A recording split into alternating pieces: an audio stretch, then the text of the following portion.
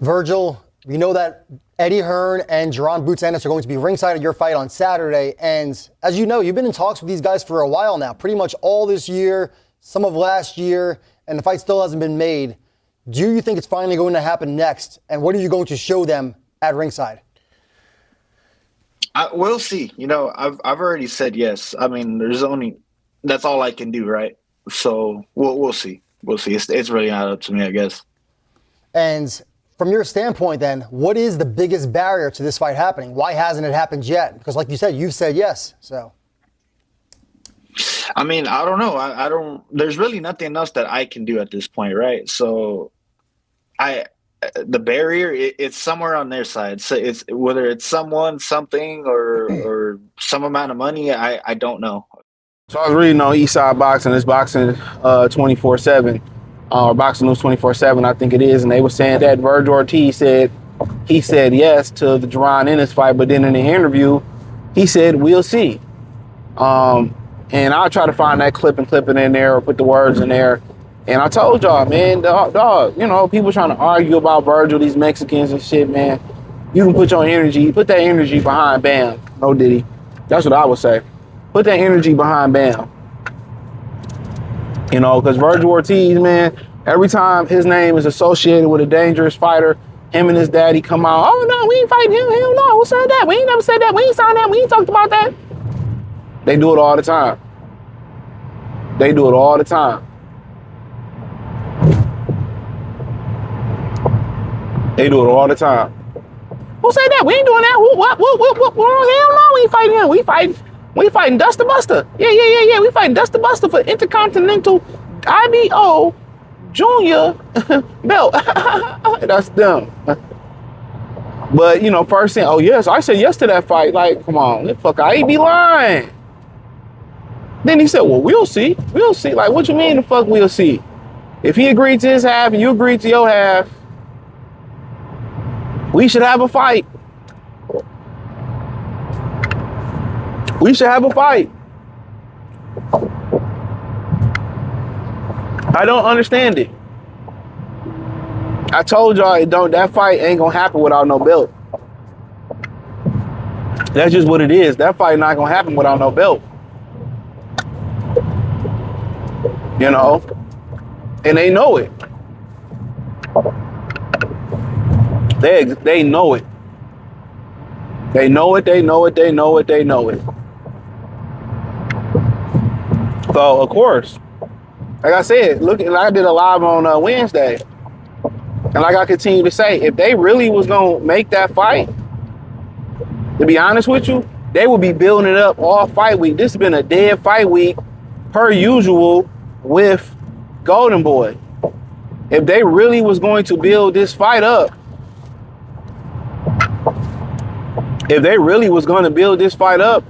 him and Boots would be going back and forth, and Lubin, they'd really be building the Boots fight up. Boots would be commentating on the fight, giving his opinion. They would be building it up when they do the final press conference. It would be a thing. It would, you know, respectful between two guys who don't really have large fan bases. That ain't how you sell a fight. Ain't nobody bumped each other. Ain't nobody traded barbs with each other or back and forth with each other. They ain't got in each other's face and did nothing. Neither one of them want to fight. They got the energy that they just want to get their money and go home. They want to aid and skate versus the low-level competition that they fight. That's it. Nothing more, nothing less. You know, it's like when you go into these dudes. It's like when you go into a place of employment. Everybody don't come to work to put their best foot forward. Some people come there to slack. Some people come there to bullshit. You know, and unfortunately, the people that actually do the best job at the job, they don't get the recognition, nor do they get the growth in the company. Because when you're dealing with corporate America, what you find out that you're dealing with,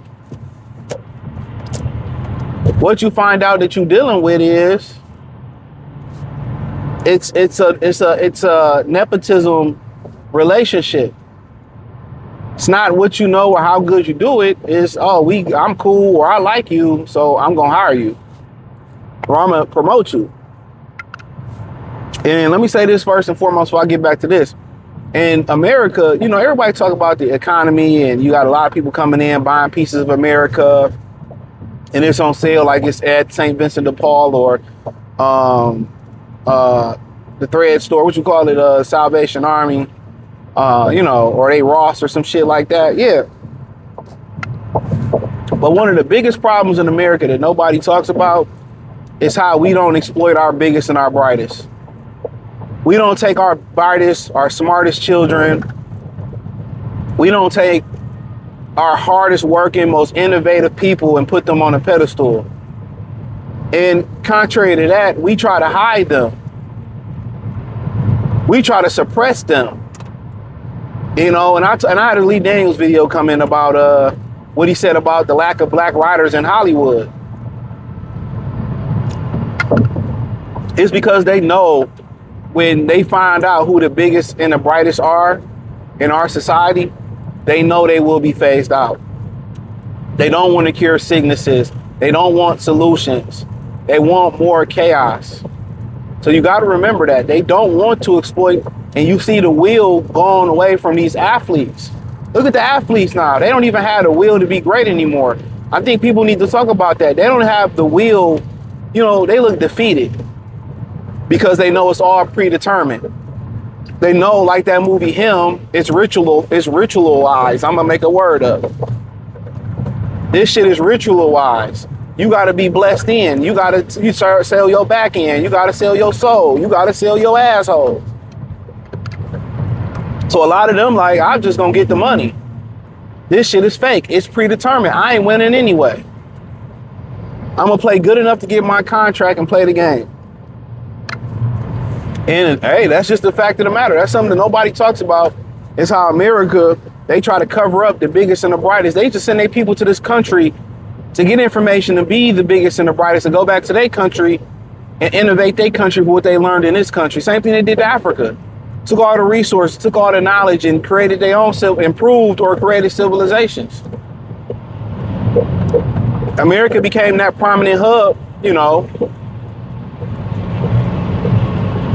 And instead of people gaining the knowledge and reeing up and proing up and learning the skill and going back to their country and building it, it says a lot about the character of the people in this society. They're fucking cowards.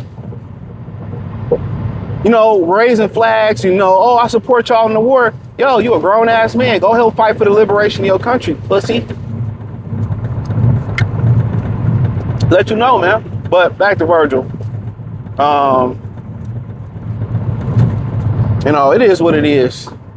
Oh, we'll see, and I'm not sure. And like I said before, he not no boss. He don't want to fight nobody. Him and Boots' energy, even when they speak about each other, it's low vibrational. In my Dr. Cheyenne Bryan voice, it's low vibrational. It's a good vibration. Y'all know Mark Wahlberg's on that. Marky Mark and the Funky Bunch. Remember that girl said that in Jeopardy, and the fucking answer was Public Enemy. But you know, that's the reality of it.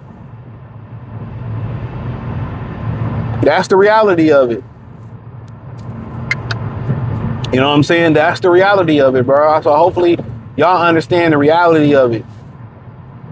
They can tell the way they speak. Let me use the analogy.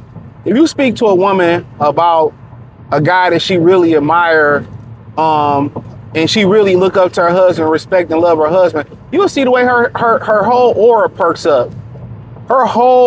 She could be stone faced, and she talks about somebody or something that she really loves. Could be her dog, could be her best friend, could be her mother, could be her father. But let's use the husband as an example. She perks up.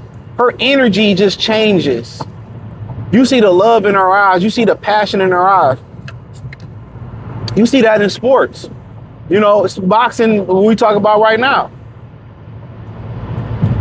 When you bring up a name and the guy really want to put hands and talk, oh yeah, I'd love to fight that motherfucker.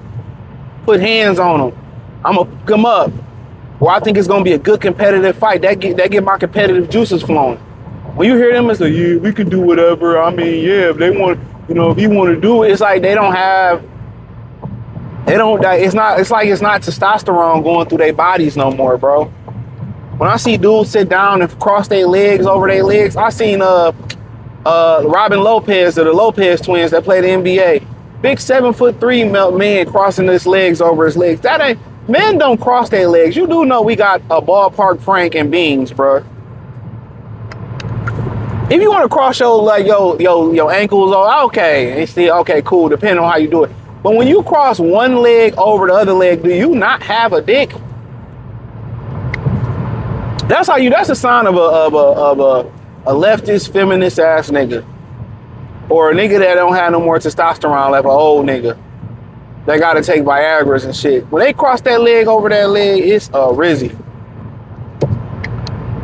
It's a wrap.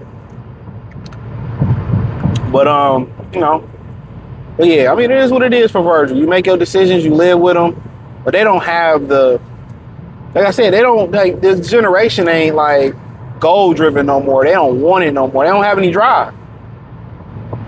You know, what did Sean say? I never had hope until I sold dope. They ain't got no hope. And when all you want is the money to get the things that you want, money is so evil, bro. It was a point in time where it wasn't currency on this planet. It was trade for barter. You know, but money is so evil. Everybody just focus on the money. When you focus on the money, it take you down a path that a lot of times you can't be redeemed from. But hey, hit the link in the description. Follow me on X, Facebook, Kick, Twitch. Join the Patreon. Appreciate the love and support. Peace.